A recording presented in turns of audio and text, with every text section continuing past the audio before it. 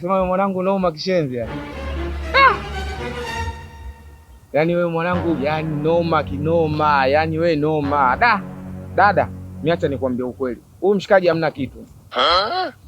Yaani dadangu, sikiliza nikwambie, sio nimetumwa. Sikiza dadangu nikwambie, usijidanganye kabisa kama hapo una bwana. Wewe unajua nani? Mimi namjua vizuri huyo. Mimi namjua vizuri. Usijidanganye kama hapo una bwana, hamna kitu. Muulize kama anijui mimi. Mimi simjui ni wewe. Wewe unijui mimi? Mimi sikujui. Mimi simjui. Nimemjua. Mimi nakwambia huyo hamna kitu kwa dunia kuanzia asubuhi mchana mpaka jioni. Mimi simjui, nimekwambia. Huyo hamna kitu. Dada mimi nakwambia kama umetoka kwenu mpaka kufika hapo umejigalamikia. Uongo? Sema uongo. Nimejilipia. Unaona sasa huyo Mario hamna kitu.